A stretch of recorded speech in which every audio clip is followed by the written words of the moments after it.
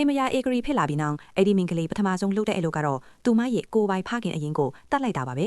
လွန်ခဲ့တဲ့နှစ်ပေါင်းများစွာကသူမရဲ့အဖေဟာငွေမတ်လို့မိခင်နဲ့အမတွေကိုရောင်းစားခဲ့ပါတယ်ငွေတွေထပ်ကုန်သွားပြန်တော့သူမကိုလည်းတထေးကြီးတွေစီအလို့အကျွေးပြုဖို့အရက်ဆိုင်ကိုရောင်းစားပြန်တယ်သူမဟာအရက်ဆိုင်ကိုတိတ်တဆိတ်မီးရှို့ပြီးထွက်ပြေးခဲ့ကမိခင်ရဲ့တငယ်ချင်းဟောင်းစီအကူညီသွားတောင်းခဲ့ပါတယ်သူမရဲ့မိခင်နဲ့အရန်တူတာကိုမြင်တော့အဲ့ဒီလူကသူမကိုမွေးစားပြီးဓာပြစခန်းတစ်ခုစီခေါ်သွားခဲ့ပါတယ်အဲ့ဒီမှာသူမဟာတိုက်ခိုက်ရေးနဲ့တိုင်းဖင်နာတွေကိုကျွမ်းကျင်အောင်သင်ယူခဲ့ပါတယ်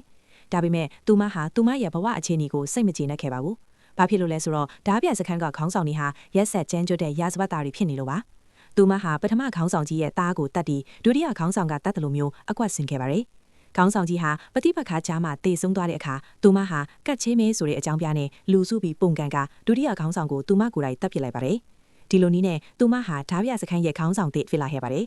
သူမဟာဓာပြတွေကိုစစ်တပ်တစ်ခုလိုလေ့ကျင့်ပေးပြီးအကတိလိုက်စားတွေအရာရှိတွေစီကရိကာတွေကိုလူယူကစင်းရဲသားပြည်သူတွေကိုဝေငှပေးခဲ့ပါတယ်သူမရဲ့အင်အားတွေကြီးမားလာတာနဲ့အမျှအာဏာပိုင်တွေရဲ့တတိထားမှုကိုခံလာရပါတယ်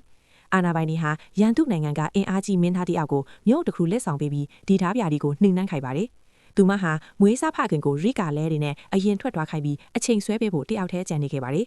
သူတို့ပြင်းထန်စွာတိုက်ခိုက်ကြပြီးမြဲနောက်ဆုံးမှာတော့အင်ဟိုင်းချင်းမမျှလို့သူမထွက်ပြေးခဲ့ရပါတယ်သူမဟာဒဏ်ရာပြင်းထန်စွာရပြီးလမ်းတောင်တစ်ခုမှာတတိလစ်လဲသွားခဲ့ပါတယ်အဲ့ဒီအချိန်မှာတထေးသားတစ်ယောက်ကအနီးနားမှာရှိနေခဲ့ပါတယ်သူဟာသွေးနှမ်းရလို့လိုက်လာရကနေမင်းကလေးကိုတွေ့သွားကြတာပါသူမတတိရလာရဲ့ခါမှာတော့သူတို့နှစ်ယောက်ဟာချက်ချင်းမမိသွားကြပါတယ်လွန်ခဲ့တဲ့နှစ်ပေါင်းများစွာကဒီလူဟာဓာပြတီဖန်စီတာခံရဘူးပြီးအဲ့ဒီအချိန်ကသူ့ကိုလွှတ်ပေးခဲ့တာကဒီမင်းကလေးဖြစ်နေလို့ပါပဲမခွဲခွာခိုင်မှာသူကသူမကိုဓာပြဘဝကနေစွန့်လွတ်ပြီးသူ့အိမ်ကိုလာနေဖို့တိုက်တွန်းခဲ့ပူပါတယ်